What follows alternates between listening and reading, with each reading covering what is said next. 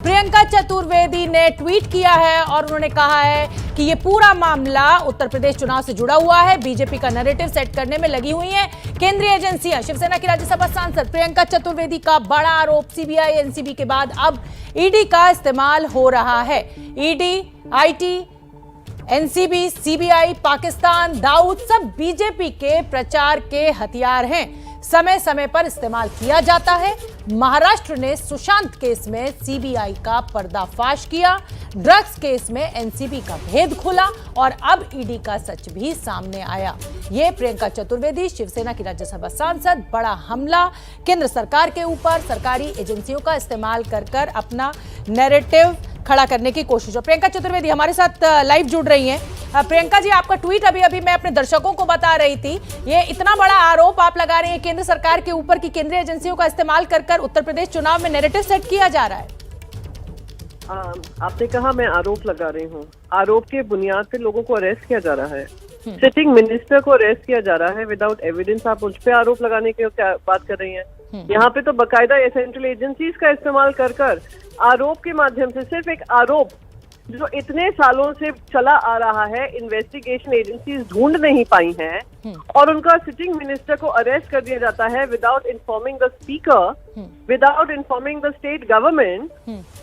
और आप मुझ पे आरोप लगा रही हैं कि मैंने आरोप मैं आरोप नहीं लगा रही हूँ, लेकिन केंद्रीय एजेंसियां, उसमें तमाम वो अधिकारी मौजूद हैं और कोर्ट में पेश किया जाएगा उन साक्ष्यों को। यानी आप पूरी व्यवस्था के ऊपर सवाल खड़े कर रही हैं प्रियंका जी, इसलिए मैं आपसे ये सवाल पूछ रही हूँ। नहीं, आप इतनी उत्तेजित नहीं हुई है। मैं भी आपसे मैं बिल्कुल उत्तेजित नहीं हूँ, मैं तो मुस्कुरा रही हूँ। शायद ऑन एयर आपको दिख नहीं रही होंगी।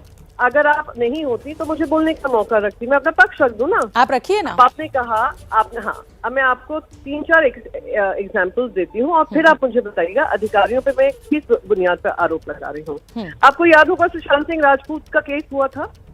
महाराष्ट्र पुलिस को बदनाम किया था, उनके अधिकारियों को बदनाम किया गया था, मुंबई पुलिस को बदनाम किया था।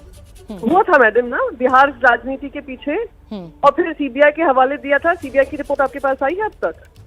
आपने देखी है सीबीआई रिपोर्ट? नहीं देखी होगी क्योंकि वो सत्य के आधार पे नहीं था। अधिकारियों का इस्तेमाल करके सीबीआई का प्रेशर डालकर महाराष्ट्र सरकार को बदनाम करने की कोशिश थी। अब आते हैं हम ड्रग्स का केस को लेकर। ड्रग्स के केस में नारकोटिक्स ब्यूरो ने पूरा अपना एजेंडा चलाया था, जहां पर उनको Z+ सिक्योरिटी दे दी गई थी, जो इन्वेस्टिगेशन एजेंसी इन्वेस्टिगेट कर रहे थे। आज वो खुद ही फ्रॉड के मामले में फंसे पड़े हैं। उनको कौन एक्सपोज करा था? पूरे नारकोटिक्स ब्यूरो और सेंट्रल गवर्नमेंट का एजेंडा किसने एक्सपोज किया था? महाराष्ट्र सरकार ने किया था, और आज भी सत्य और तथ्य के आधार पे किया।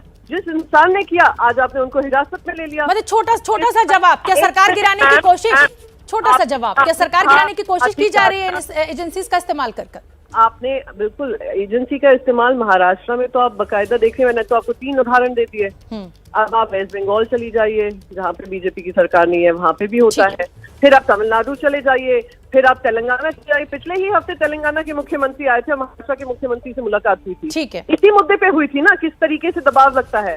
आज अधिकारियों को सोचना पड़ेगा कि क्या वो एक पॉलिटिकल टूल के हिसाब से इस्तेमाल होंगे। बिल्कुल, मतलब राजनीतिक बदले की भावना से ये पूरी कार्रवाई केंद्र के द्वारा की जा रही है। बहुत बहुत धन्यवाद प्रियंका जी, मेरे पास वक्त इतना ही था।